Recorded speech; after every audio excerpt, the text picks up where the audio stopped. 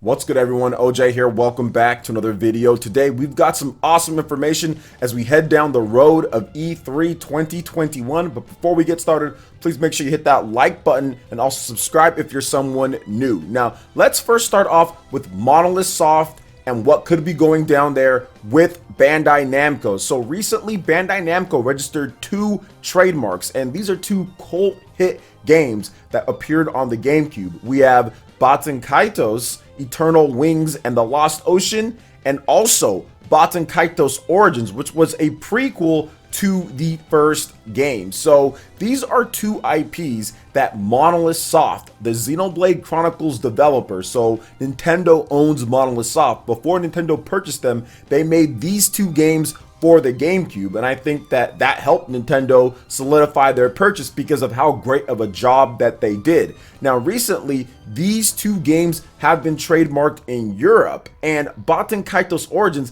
has never released in Europe. The original did, but the Origins game that came out very late in the GameCube's life did not. I think they just said, you know what, skip it, and these games don't sell too well anyway because Baten Kaitos was not a big seller at all. But what made this game unique and very fun to play, because one, of course, it was developed at the amazing developers at Monosoft, but two, it had a very nice flow to it. It was a turn-based card RPG where you see your characters on screen, but then you have a deck that plays out. You pick the cards in there and they can do attacks from there. It was a fantastically crafted game with a great narrative, just really terrible voice acting. So sometimes the narrative in terms of the story and all that didn't get through clearly to people because the voice acting was so bad. But I do feel that the actual story and what they talk about and what it's all about is very good. But besides that, there are these trademarks that Bandai Namco has done. Now, this isn't the first time that they've trademarked these Baten Kaitos. They did it, I think, back in 2019.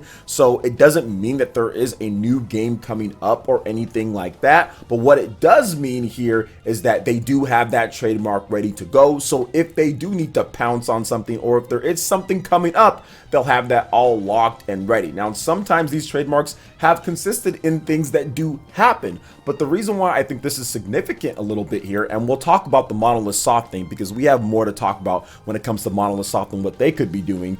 Recently, the E3 official page actually stated that Bandai Namco will be a part of the E3 digital show this year.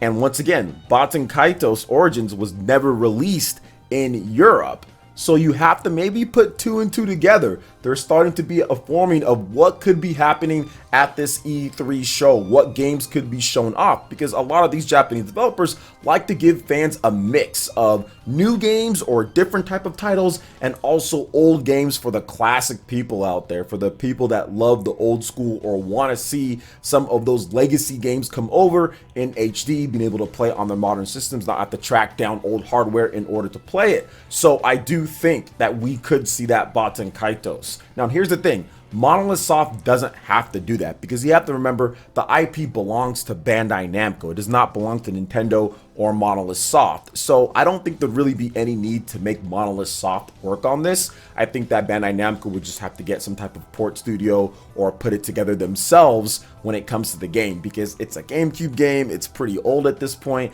I don't know the state of the game that they left it in when it comes to the code and how they'd be able to get it over to the Switch. So if it did come over, I think that it would be a challenge, but at the same time, it would be something that would be great because once again, Europe never got the game and so many people have no idea what Baten Kaitos is and what it meant in terms of Nintendo trying to shift more towards getting some big RPGs, considering the fact that they didn't get stuff the PlayStation 2 was getting, like the Final Fantasy games and stuff like that. They would get like Final Fantasy Crystal Chronicles, you know, or something along the lines of that. And there are many other Japanese RPGs that were not coming to the GameCube system. So Nintendo kind of had to supplement a little bit, and these were the type of games that would fill in, like a Skies of Arcadia or like a Baten Kaitos, games like that. So I was very appreciative for it back in the day, and I think that fans will like the games if they were able to bring them back out. So maybe there was something going on there, but that doesn't just stop right there with the RPG news. We have some more, because not only is Bandai Namco part of this E3 show, guess who else is? Square Enix and also Xseed Games, Marvelous USA, plus SEGA. And I think that's who I want to talk about the most here is SEGA, because what do they have for us?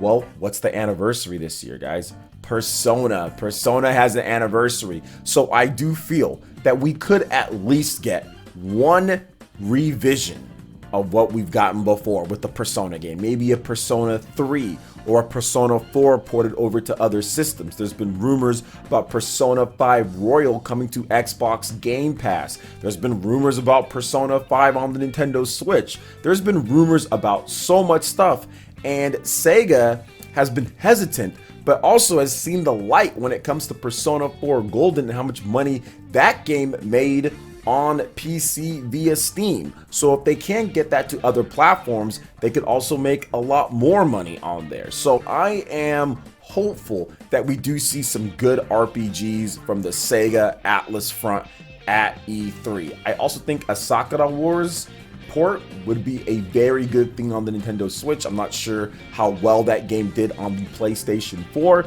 but I do feel that that game would be a good fit for the Nintendo Switch if they can get it over. When it comes to some other legacy titles that SEGA has, how about a Valkyria Chronicles? That game, Valkyria Chronicles 4, that game did okay on the Nintendo Switch, so if they're able to get 2 and 3 on the platform, that would be great as well, because 1 is on the platform and 4 is on the platform, but 2 and 3 aren't. And those are some of the more rare games out there because they came out on portable systems, PSP and things like that. So I personally feel that SEGA should maybe have at least one of those classic type of games from each branch. One classic Atlas, maybe we get a classic Valkyria Chronicles, and maybe we get something new on the RPG front as well, like a Etrian Odyssey, for example. So maybe we get that from SEGA at E3, but the RPG goodness doesn't just stop right there, because we have to talk about the biggest dog in all of that, and that is Monolith Soft. Will they show off a brand new Xenoblade game? Will they show off a brand new IP that's been rumored?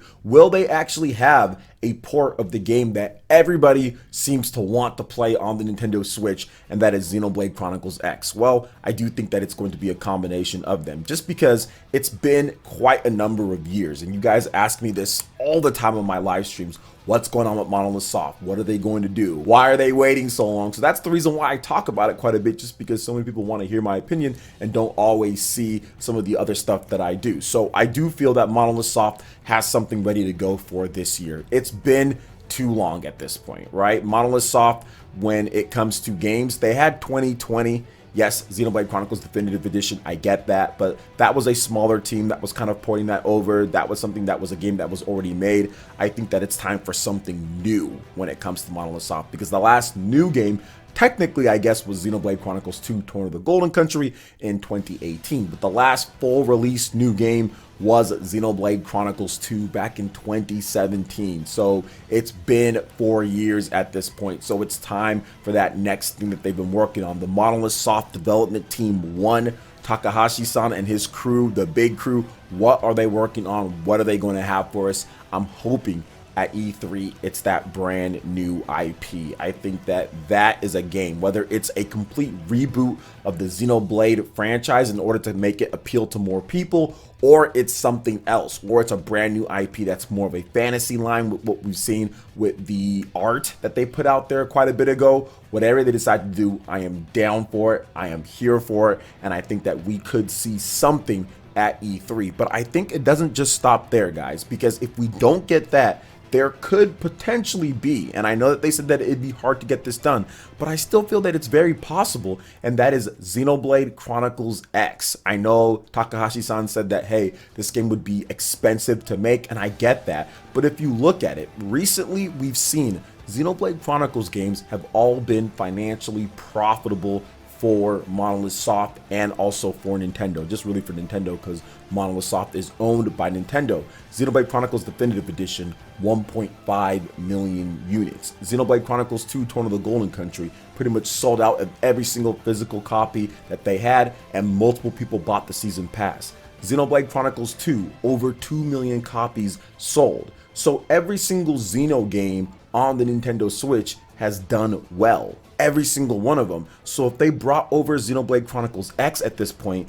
which that is the more modern game. Out of all of the games of the Xeno games that we've gotten here, Xenoblade Chronicles X fits in line with what you would expect for a big, huge open world RPG. It really is focused on the gameplay and the world and the environment and your own character. It's an avatar character. You pick them from, what you want, and you really do a lot of exploring. Now there's a story and there's plenty of characters and there's great stuff, but it's way more on the exploration and the mechs and the flying through and the combat options and the different classes. It's a very differently built type of game, but it's also genius in the same way because it is like an expansive type of adventure that would be completely different than what some people expect. And I think it can draw a lot more people in terms of that and make a ton of money in the process. I'm looking at what's going on with the Nintendo Switch and Monosoft games. Heck, honestly, I think that Xenoblade Chronicles X could sell better than the Definitive Edition and maybe even Xenoblade Chronicles 2 if it's put together correctly. So I'm thinking that we could see something from Xenoblade Chronicles X at E3 and also the first look or tease or something of a rebooted Xenoblade franchise or a brand new IP. So those are my thoughts on what we could see when it comes to the RPG front. This will be volume 1. I'll definitely talk more about RPGs in various videos as we get closer and closer to E3 and of course throughout the year. So what are your thoughts on it?